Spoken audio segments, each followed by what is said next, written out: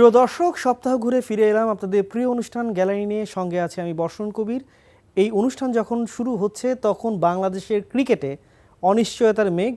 বাংলাদেশ এবং ভারতের সম্পর্কের রাজনৈতিক টানাপোড়েনটা যেন ক্রিকেট মাঠেও অনুদিত হচ্ছে। মুস্তাফিজ ইস্যুতে চারদিকে যখন উত্তপ্ত, তখন বাংলাদেশ ক্রিকেট বোর্ড একটা দৃঢ় পদক্ষেপ নিয়েছে।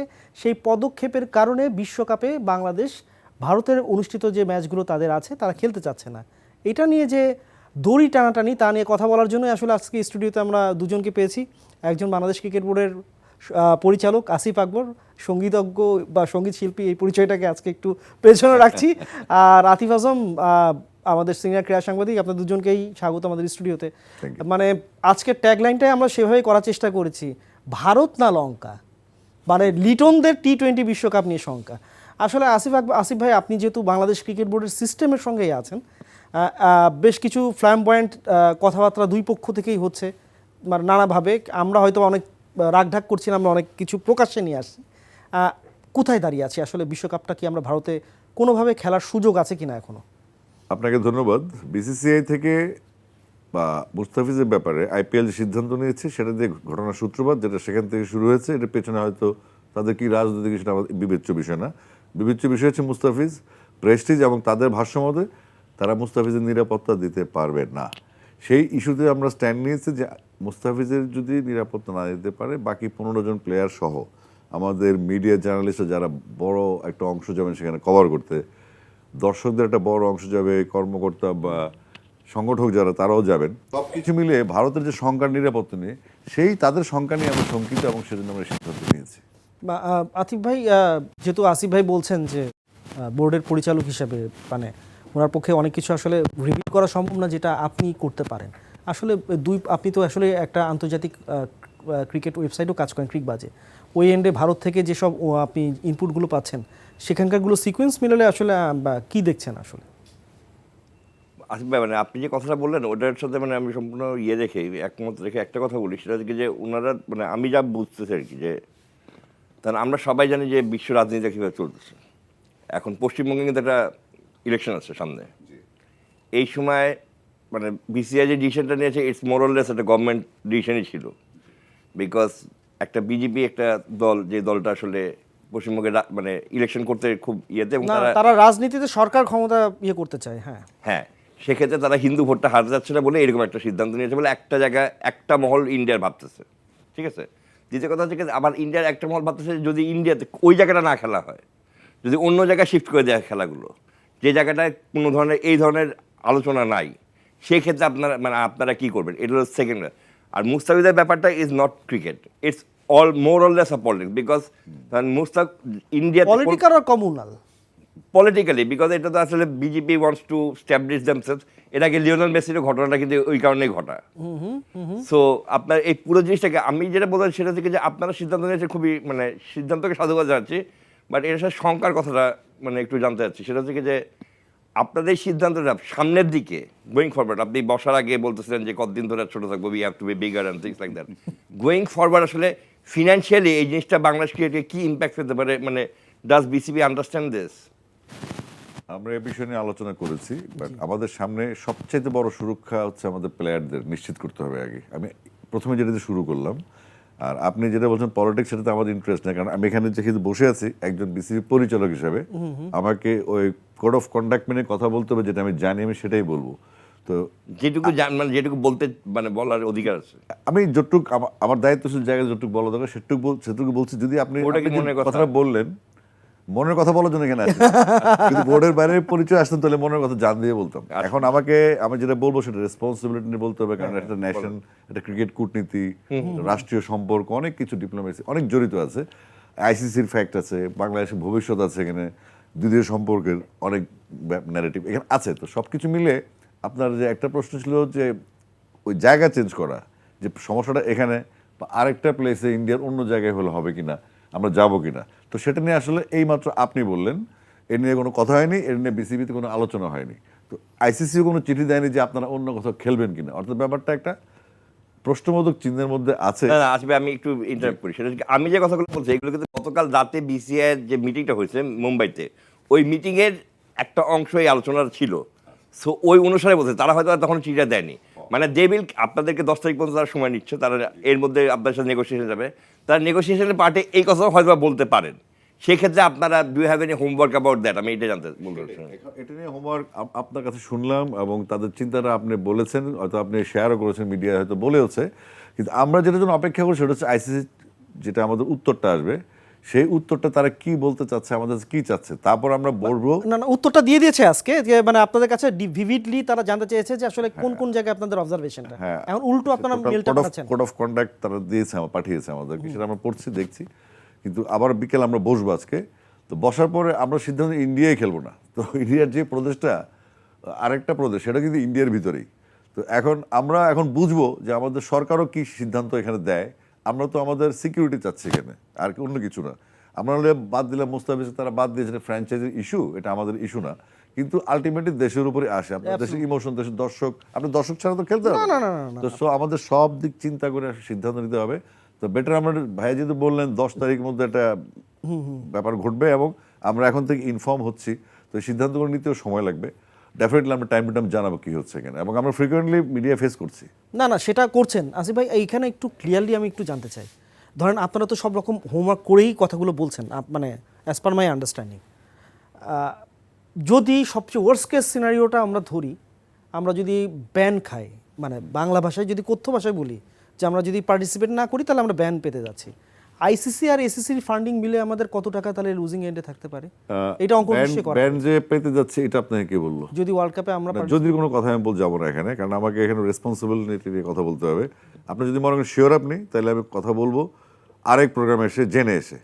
কিন্তু আপনার যদি মনে হয় ইফ হইতে পারতো, এই সমস্ত আন্দাজে কথা বলার জন্য, এটা এনটিভি, এটা একটা কন্টেন্ট প্ল্যাটফর্ম। হ্যাঁ, এখান থেকে অনেক রেসপন্সিবল কথা যাবে, প্রশ্ন এমন হবে, উত্তর তেমন। না, কিন্তু এটা তো চারদিকেই এমন না যে আমি শুনুন, আমি এজ গ্রুপের চেয়ারম্যান, আমি এজ গ্রুপে থাকি, কিন্তু আপনি আমাকে বিসিবির বাকি 24টা কম্পার্টমেন্ট, ডিপার্টমেন্ট নিয়ে কথা বলছেন, কিন্তু আমি বলছি এটা কিন্তু 24-25 কেন বলছি না। না, কোনো না কোনো ভাবে বলবেন। আপনি সফরে গেলাম, একটা টুর্নামেন্ট নিয়ে কথা, অনেক কিছু আরো আসবে, কিন্তু আমি কথাগুলি বলি কেন, আমি বিসিবিকে বলেছি আমাদেরকে মিডিয়া ফেস করতে হবে এবং মিডিয়াকে সঙ্গে নিয়ে আমাদের কাজ করতে হবে। মিডিয়ার সাথে কোনো লুকোচুরি করা চলবে না।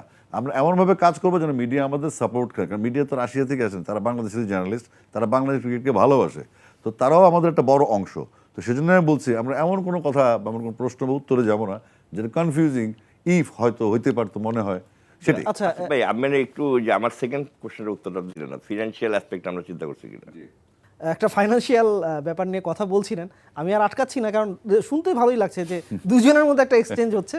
কিন্তু বলেন তো আসলে উনি যে কোশ্চেনটা করছিলেন, এটার মানে প্রথমত হচ্ছে আমাদের প্লেয়ারদের সুরক্ষা, আমাদের দেশের বোর্ডের, আমাদের মানুষের, দেশের রাষ্ট্রের আত্মসম্মান বোধ, জি জি, যে ঘটনাগুলো তারা ঘটিয়েছে এবং তারাই নিরাপত্তার কথা বলেছে। তারপরে আসবে ফাইন্যান্সিয়াল ইস্যুটা। আগে যদি আমি জানিই না পাচ্ছি, আমার যদি মান সম্মানে না থাকে, আমি এখন ফাইন্যান্স দিয়ে কী করবো? সেখান থেকে যদি যাই, তাহলে আমি যদি প্রসঙ্গটা টানি ভাইয়ের কথাটা এসে, যে 10 তারিখ পর্যন্ত তারা দেখবে, বা আমরাও আজকে ওয়াচ না আউটে আছি, আমরাও চিঠি পাবো, তো আমরাই তখন সিদ্ধান্ত দিব। এটা ধীরে চলনীতি হচ্ছে। আমরা আইসিসির চিঠি যদি আপনি বলেন যে পেয়েছি বা পেয়েছেন, কারণ আমার একটা সময় আমি আছি, এক টিভি থেকে আরেক টিভি যাচ্ছে, আর একটা মিটিংয়ে যাবো, কিন্তু আমার স্পেসিফিক কোনো সিদ্ধান্ত আমরা এখনো পাইনি। আমাদের গ্রুপ, ডাইরেক্টর্স গ্রুপ আছে যেখানে ইনফর্ম করা হয় আমাদেরকে, সেখানে এমন কোনো তথ্য আসে নাই যে ফাইন্যান্সিয়াল বা ম্যাচ আইসিসি কোনো না না না না, একটা চিঠি আমরা এখনই আপনাকে দেখানোর চেষ্টা করছি, যে চিঠিটার এগেইনস্টে বিসিবি আসলে মিডিয়ার জন্য একটা প্রেস রিলিজ আকারে দিয়েছে, না দিয়েছে অলরেডি। এটা সেই সকাল থেকেই যাচ্ছে। সেটা হচ্ছে আপনার আইসিসির টোনটা খুবই স্মুথ, তারা চাচ্ছে যে স্বতঃস্ফূর্তভাবে বাংলাদেশ যাতে বিশ্বকাপে খেলতে যায় তার ব্যবস্থা তারা করতে চায়। এই টোনটা মানে খুবই মানে স্বাভাবিক। একটা ফুল নেশন যারা টেস্ট খেলে, তারা যখন এরকম একটা কনসার্ন দেয়, সেটা তো লাইটলি নেওয়ার কোনো কারণ নেই। এটাও একটা ব্যাপার, যখন কিন্তু এমন একটা ক্রিকেট বোর্ডকে বা এমন একটা দেশের ক্রিকেট বোর্ডকে বলা হচ্ছে যারা হচ্ছিল মহিরুহু, মানে ইন কনটেক্সট অফ ফাইন্যান্সিয়াল অ্যাসপেক্টে যেটা বলছিলেন আতিফ ভাই, আসলে এটাকে কিভাবে মানে বসুন ভাই, ধরুন একটা বিষয় খুব সিম্পল হচ্ছে কি, ইন দ্য সেন্স যে BCB have taken this as a matter of Prestige.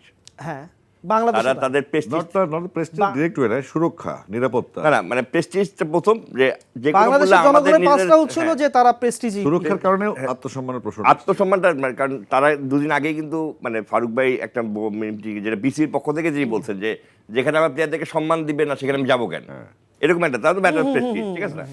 এখন আমার কথা হচ্ছে কি যে ভারত পৃথিবীর মানে এখন যে মডেলে চলে পৃথিবীর ক্রিকেট, সেখানে ভারতের যে অবস্থান 60%-এর উপর রেভিনিউ তারা জেনারেট করে, জি। হ্যাঁ, তাদের যে অবস্থান, তাদের সাথে একটা মানে বিমাতা সুলভ যদি ইয়ে থাকে, মানে if you get not in a good terms, then our Bangladesh cricket will stand eventually. ধরেন আমি যা বুঝতেছি যে এই যে পাকিস্তানের ক্রিকেট কি এ করে টিকে নাই? না আমি কথা শেষ দিই। আমি যা বুঝতেছি যে ভারত কিন্তু ইভেনচুয়ালি যদি তারা 10 তারিখের মধ্যে কিছু না হলে তারা প্ল্যান বিতে যাবে। বিকজ এই যে কথাটা আমি বললাম যে আপনার ইলেকশনের কথাটা, এই ইলেকশনটাই will be the only thing that they can put up in front of ICC আচ্ছা let's go to plan B. So they must have worked it out যে তাদের ইলেকশন টিলেকশন এগুলো আমরা বলবো। So I understand this, but Bharat কিন্তু এটা মনেও রাখবে। Having said so, Bharat will always remember যে দে হ্যাভ বিন হিউমিলেটেড শব্দটা একটু বেশি হার্শ হয়ে যাবে, মানে তারা একটা embarrassed হচ্ছে, মানে এম্বারাসড হচ্ছিল বাংলাদেশ থেকে। গোয়িং ফরওয়ার্ড বাংলাদেশের জন্য কি অপেক্ষা হচ্ছে এটা তো only time can say. At the moment আমার যেটা মনে হয় সেটা থেকে তারা তো ফিনান্সিয়াল অ্যাসপেক্টটা দেখবে, অবশ্যই তাদের দেখা উচিত। এবং আরেকটা জিনিস তাদের মানে বোঝা উচিত যে এই যে এটা করার পরে তাদের রেভিনিউ আর্নিং সোর্স যদি বাই চান্স আজকে যদি ইন্ডিয়া না আসে, পরবর্তীতে তারা কি গ্যারান্টি করতে পারবে যে অন্যান্য বড় বড় নেশনগুলো আসবে? বিকজ আপনি আসিফ ভাই, আপনার সাথে আমার ভালো বন্ধুত্ব, মানে জি জি। এখন আপনি বর্ষণের সেই শোতে আসবেন না, আপনি হয়তো আমাকে বলতে পারেন যে আতিফ তুমি যাও না ওই শোতে, ভালো না জায়গাটা, বলতে পারেন না, বলেন। এবং এটাও হতে পারে। সো মানে আমি বলছি কি আমাদের পুরো জিনিসটাকে সিদ্ধান্তটা, যেহেতু উনি খুবই ভালো একটা কথা বলছেন এই ইয়েতে যে আমরা মানে ধীরে চলো নীতিতে যাব, মানে আমাদের কোনো ভিমজিক্যাল ডিসিশন নেওয়ার আগে আমাদের মানে পারিপার্শ্বিক অবস্থাটা বোঝা উচিত যে where we are going to end up in the long. পাশাপাশি আমাদের নিজেদের স্ট্রেংথ সম্বন্ধে আমাদের ধারণা থাকতে হবে যে আমাদের 20 কোটি মানুষ আছে এবং বাংলাদেশের দর্শক বাংলাদেশের ক্রিকেটের বিশ্বে বড় ভূমিকা রাখে। আপনি যদি ধরেন যে শুধু ভারতে 130 কোটি মানুষ, জি, পাকিস্তানে 21 কোটি মানুষ এবং বাংলাদেশে 20 কোটি মানুষ, শ্রীলঙ্কা 2.5 কোটি মানুষ, ইংল্যান্ডে 6.5 কোটি মানুষ। এর বাইরে যে ন্যাশনগুলো আছে সেখানে 50 লাখ, 40 লাখ, 20 লাখ, 10 লাখ। তাহলে বাংলাদেশ কিন্তু ওই যে আপনার কথাটা বলছেন মার্কেটের বাইরে বাংলাদেশও না, বাংলাদেশ একটা বড় মার্কেট। তো যদি আমরা এসে সেখানে না থাকি বা আমাদেরকে বঞ্চিত করা হয়, তো তারা যে জিতে যাবে সেটাও কিন্তু আমরা এনশিওর করছি না বা তারাও শিওর না। অর্থাৎ আমরা টেস্ট প্লেয়িং কান্ট্রি, আমাদের ফুল মেম্বারশিপ আছে সেখানে সম্মানটা অবশ্যই জড়িত ওতপ্রোতভাবে। তারপরে নিরাপত্তার ইস্যু আছে, তারপরে গিয়ে ফিনান্সিয়াল হিসাবটা আমাদের পারস্পরিক বোঝাপড়ার মধ্যে হবে, আইসিসির সিদ্ধান্ত নেবে। কারণ শুধুমাত্র ইন্ডিয়া খেলবে, শুধুমাত্র পাকিস্তান খেলবে, শুধু অস্ট্রেলিয়া তা না, বাংলাদেশের বড় সাইডা যেমন IPL এর প্রসারণা নিয়ে যে ইস্যুটা বাংলাদেশে দাঁড়ালো, তাহলে ওরা এত উদ্বিগ্ন কেন? নিশ্চয়ই তাদের ইন্টারেস্ট বাংলায় আছে এবং তাদের এই ইন্টারেস্ট যদি 50 কোটি টাকা, কালকে দেখলাম 50 কোটি রুপির ক্ষতি হবে। তা আমি তো একদিক থেকে আরও এনজয় করছি যে এই 50 কোটি রুপির ক্ষতির বাইরে গিয়ে বাংলাদেশে যে শত শত কোটি টাকা জুয়া হয়, সেই জুয়া থেকে তো আমরা বাঁচবো, এই জুয়ার টাকা দেশে থাকবে। আমি তো সেখান থেকে পজিটিভ আছি, তাই না? এই বেটিং কোম্পানিগুলো কি বন্ধ হচ্ছে? মানে এটা কি আপনারা খুবই ভালো কথা। আমি বলতে চাচ্ছি যেদিন যে সিদ্ধান্ত নিলেন, এখানে একটা সিকোয়েন্সগুলো আমি আপনাকে বলি। আপনারা রাত 12টার সময় 11:30টার সময় একটা মিটিং করছে, 9:30-10টার দিকে। সেই মিটিংয়ের পরবর্তীতে সিদ্ধান্ত হলো যে আপনারা একটা চিঠি পাঠাবেন, জি, সেখানে তাদের সিকিউরিটি প্ল্যানটা জানতে চাইবেন। আমি যদি মানে একদম হিসাব করে বলি, পরবর্তী দিন সকালের মধ্যেই আর কি জিনিসটা পুরো ঘুরে গেল, যেটা 1:30টার মধ্যে আবার আপনারা চিন্তা করলেন যে না, সিকিউরিটি প্ল্যান না, আমরা এখন সকাল দুপুর 12টায়। হ্যাঁ, তার আগে অবশ্য আমাদের স্পোর্টস অ্যাডভাইজারের একটা মানে বহুল আলোচিত একটা ছিল, স্টেটাস ছিল, রাতেও ছিল, পরের দিন দুপুরেও ছিল, ফেসবুকেও ছিল। এই সবকিছু যদি হয়, মানে সবকিছু, তাহলে কি বাংলাদেশ ক্রিকেট বোর্ডটা আসলে বেসিক্যালি গভর্নমেন্ট ইন্টারফারেন্স হচ্ছে?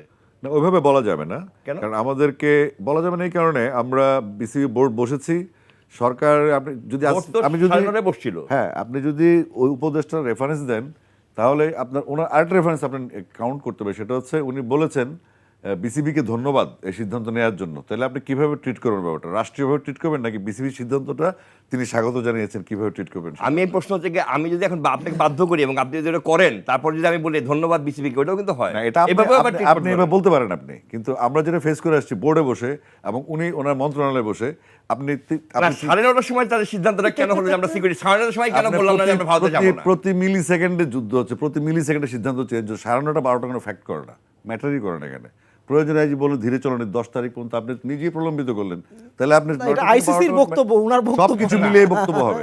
আইসিসি, ইন্ডিয়া, আমাদের বিসিবি সব মিলিয়ে কথা বলতে হবে এবং একটার সাথে একটা রিলেট করে। তো সুতরাং আমরা যদি হিসাব মিলাই যে উনি যেটা বললেন যে সরকারের প্রেশার কিনা, তো সরকার তাহলে যদি আমরা বিসিবি সিদ্ধান্ত দেওয়ার পরে সরকারের যে দায়িত্বপ্রাপ্ত উপদেষ্টা আছেন তিনি যদি স্বাগত জানান, তাহলে সিদ্ধান্তটা কীভাবে আসলে সোজা চোখে দেখলে যে আমাদের সিদ্ধান্তটাকে বিসিবিকে সিদ্ধান্তটাকে স্বাগত জানিয়েছেন ক্রীড়া উপদেষ্টা বা আইন উপদেষ্টা, তাহলে তো আমাদেরটাই এস্টাবলিশ হলো যে আমরা এক্স্যাক্টলি আসিফ ভাই, কিন্তু রাত 9:30 যেটা করলেন মিটিংটা, 1:30টার মিটিং এর কথা বলছিলেন, 9:30 যে মিটিং, 9:30টার পরে আমরা যে সিদ্ধান্ত নিয়েছি সেটার পরে আবার আলোচনা হচ্ছে পরদিন আইসিসি রোববার ছিল আপনার মানে 4 তারিখে, তো রোববারে ইনফ্যাক্ট আইসিসি অফিস অফ থাকে, তো সেক্ষেত্রে আমরা আবার রিভার্স মানে একটা আবার মানে বসেছি 9:30 মিটিংটা আর কি সিদ্ধান্তটা পুরোপুরি হয়নি। না সেটা আমি বলছি না, আপনি আমাকে যদি বলেন যে হ্যাঁ, তো হয়নি বা হয়েছে সেটা না, আমি কি বলছি এটা আপনি শুনতে হবে। বলেন। 9:30টার মিটিংয়ে আমরা যখন বসি তখন সেখানে সিদ্ধান্ত হচ্ছে আমরা আইসিসিকে জানতে চাইবো Security এই plan। ইস্যুতে সিকিউরিটি প্ল্যান, আমাদের ভেন্যু নিয়ে বা আমাদের খেলোয়াড়দের সুরক্ষা, আমাদের মিডিয়া, জনগণের সুরক্ষা সবকিছু মিলিয়ে আমরা জানতে চাইবো।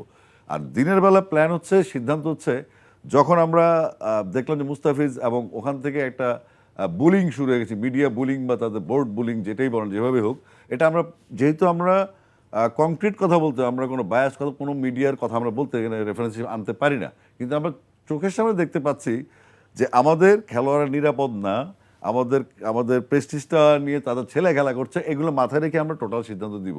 তো সুতরাং আপনি যদি বলেন 10 তারিখ আর সরকারের সিদ্ধান্ত বায়াস যেটা সেটা বলা যাবে না। না সরকারি সিদ্ধান্তের ব্যাপারটা আমি আতিফ আজম একটু মানে ধরিয়ে দিতে চাই।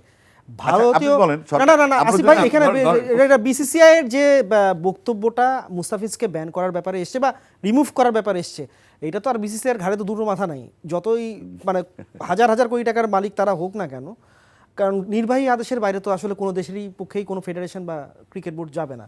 এটা আসলে ওপেন সিক্রেট যে এটা আসলে সব জায়গাতে আমাদের সাবকন্টিনেন্টে এটা প্র্যাকটিস হয়। আইসিসির একটা বিশাল এজেন্ডা আছে, সেইগুলো হয়তো বা আমরা অস্ট্রেলিয়া ইংল্যান্ডে যেভাবে ট্রান্সলেট হতে দেখি সেটা এই সাবকন্টিনেন্টের অনেক ক্ষেত্রে হয় না। এটা আমরা জেনে বুঝেই বলছি, কারণ আমরা এগুলো অতীত এটা আমরা জেনে বুঝে বলতে না। পারবো। তারপরে আতিফ ভাই না, এখানে একটু জিনিসটা বুঝতে হবে, আগের বোর্ড যেগুলো নিয়ে আমরা প্রচুর সমালোচনা করি, একটু আসিফ ভাই আমি আপনাকে এই জিনিসটা ইনপুট দিতে চাচ্ছি এই কারণে যে মানে একরকম পারসেপশন আছে যে পাপন সাহেবরা যেটা বলতেন সেটা হয়তো স্পোর্টস মিনিস্ট্রি ক্যারি করতেন।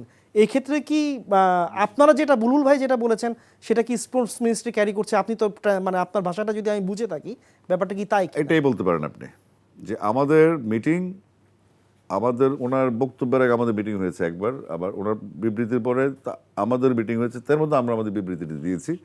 এবং সেটা আমি প্রথম বলেছিলাম, যেটা নোয়াখালী যখন প্রেস হতো, আমি নোয়াখালী সফরে ছিলাম, হ্যাঁ নোয়াখালী স্টেডিয়ামে, তখন আমি গাড়িতে বসে আমরা মিটিং করছিলাম, তখন আমি নোয়াখালী পৌঁছে প্রথম আমি বললাম যে ইনফ্যাক্ট আমাদের সিকিউরিটি রিজন এই this and that, Liton Das আমাদের ক্যাপ্টেন, তারা এই বাদে আফগানিস্তানের প্লেয়াররা মুসলিম, তারা খেলে, তো এসব কিছু বিবেচনা করার ব্যাপারটা আমাকে রাজনৈতিক মনে হয়েছে এবং আমরা সেখানে নিরাপদ মনে ফিল করছি না, এই জন্য আমরা যাবো না, এই সিদ্ধান্ত তখনই হয়েছে। তারপরে কি হয়েছে, উপদেষ্টা কি বলেছে, সরকার কি ভেবেছে, সেটা আমাদের বোধগম্য না, কিন্তু আমাদের বোধগম্য যেটা আমরা যেটা বলেছি। এখন যদি ভাইয়া বলে যে না, ভাই, না না এটা উনি বলছেন না, এটা একটা কমন পারসেপশন এটা কি common perception না, দাঁড়ায় common গেছে। perception টা এটা- এটা- পার্সোনাল না, এটা- ইফের এটাই ব্যাপার না। ভাঙাচ্ছেন আপনি। ভারতীয় গণমাধ্যমগুলো আমাদের Time tagline উপদেষ্টা দিয়ে দিচ্ছে। টাইমলাইন গুলো মিলিয়ে জিনিসটা দিয়েছে। এটা তো একেবারে আমরা উড়াইও দিতে পারছি না এই কারণে। দিচ্ছে, আমি আমারটা বলছি, তাই না না? সেটাই, আমারটা আপনি- বলতে ওটা পারেন। ক্লিয়ার, এটা- এটা ক্লিয়ার না করলে তো সেটাই। এই একটা এক ধরনের ক্যামফ্রেজ অবস্থায় আতিফ আজম এই যে সংকট, মানে এটা থেকে দূরীভূত হওয়ার জন্য আসিফ আকবর নিজেই কিন্তু খুব অপটিমিস্টিক যে একটা চান্স আছে যে আমরা যেভাবে বলছি যে টানেলের ওই পারে কোনো আলোর রেখা নাই, উনি কিন্তু আলো অনেকটাই না না, দেখছেন। সে তো তার বারবার বলছে যে বিসিবি বিল মানে গো স্লো প্রসেসে যাবে, জি। তারা তাদের সব ধরনের অপশন দেখবে, তারপর তারা তাদের সিদ্ধান্ত নেবে, এবং এটা তারা টাইম টু টাইম মানে দুই পক্ষকেই। এখন ধরেন আপনার কিন্তু আমরা জিও লাগে কেন, আমাদের বাইরে যেতে হলে জিও লাগে কেন, গভর্নমেন্ট অর্ডার লাগবে। লাগে না। সো আপনি তার বাংলাদেশ ক্রিকেট বোর্ড বলতে পারেন না যে আমি গভর্নমেন্টের বাইরে, জিও তো লাগে। সো তারা দুই দিকেই কথা বলবে, মানে আমি আটকে যাবেন তখনই, যখন জিওটা যাবেন তখন তো অটোমেটিক গভর্নমেন্টই আসবে। এক্স্যাক্টলি। সো না না সেটা অ্যাবসলিউটলি এই সিনারিওতে দাঁড়িয়ে মানে সবচেয়ে টার্বুলেন্সটা কাটাচ্ছে বিসিবি যখন মনে হচ্ছে, আপনি কি মানে সামনে যখন আমি আবার বলছি যে টানেলের শেষ প্রান্তে আলো আছে, সে আলোটা কি মানে খুব অস্পষ্ট না স্পষ্ট? আমরা যদি অতীত দেখি, ওয়াক ওভারের সিস্টেম আছে এবং পয়েন্টে অনেকে সফরে যায়নি, টুর্নামেন্ট হোক বা সিরিজ হোক, এটা হয়নি, আইসিসি শিডিউলের বাইরে চলে গেছে এবং পরবর্তী যাওয়া হয়। তাহলে যদি আমরা নাই যাই, সিদ্ধান্ত যেহেতু নিয়েছি, তো আইসিসি পরবর্তী কী সলিউশন সেটার অপেক্ষা করবো, তার মধ্যে সিদ্ধান্ত একটাই, আমরা যাচ্ছি না। এটা যদি ওই যে ডিসেন্ট্রালাইজেশন অফ ভেন্যু বা একটু রিস্কেজুল যদি করা হয়, রিলোকেশনটা যদি করা হয়, সেটাও আলোচনা সাপেক্ষ হবে, কারণ এখন ওই আলোচনা আসেনি যে না না সেটা আমি বুঝতে পারছি। এটাকে ওনার যুক্তি অনুযায়ী, যেহেতু উনি কন্টিনিউয়াস একটা ক্রিকেট বাজের মতো জায়গায় উনি আছেন এবং উনি কন্টিনিউ ইনফরমেটিভ একটা লাইফ লিড করেন উনি, তো উনি আরো ভালো বলতে পারবেন। ওনার সাথে তাল মিলিয়ে বলছি আমরা এখন ধীরে চলনীতে আছি। প্রত্যেক দিনই ঘটনা ঘটবে, আইসিসি তার মতো সিদ্ধান্ত নেবে, বিসিসিআই তার মতো সিদ্ধান্ত নেবে, আমরা আমাদের সিদ্ধান্ত জানাবো। এগুলো একটা চলমান প্রক্রিয়া। আজকে 7 তারিখ, 10 তারিখ আমরা এর মধ্যে আসল ঘটনা পেয়ে যাবো। আমি একটা প্রশ্ন করি, সেটা হচ্ছে যে মানে একটা জনশ্রুতি আছে আর কি, যে এই যে সিদ্ধান্তটা নিয়েছে বিসিবি, এটা বিসিবির সব ডিরেক্টর এটার সাথে একমত না, মানে টোটালি একমত না। Some of the directors have other reservation, যে সেটা কত শতাংশের হিসাবে যদি ধরি? কম, কিন্তু আমি বলতে চাই আমাদের 100% ডাইরেক্টর যারা 21 জন সম্ভবত, বা 4 তারিখে 21 জন ছিলেন, আর এদের সঙ্গে একজনের বাবা অসুস্থ 3 তারিখে, 24 আর 21 যদি মিলি, তাহলে হিসাবে আমরা সবাই একমত হয়ে সিদ্ধান্ত নিয়েছি। এটা না, এটা সংখ্যাগরিষ্ঠতার ভিত্তিতে আপনি বলছেন। না, জনশ্রুতির কোনো সুযোগ নেই এখানে। আর আমরা আবট হয়েছিল মনে হয়, আবট টাইপ একটা জিনিস হয়েছে কি, আপনি আবট হয়েছিল। আপনি কথোপকথনের মাঝখানে যদি শুনেন, তাহলে ওই 6 ব্লাইন্ড ম্যান অ্যান্ড অ্যান এলিফ্যান্টের হ্যাঁ, বুঝতে পারছি যে Exactly, হ্যাঁ, হ্যাঁ।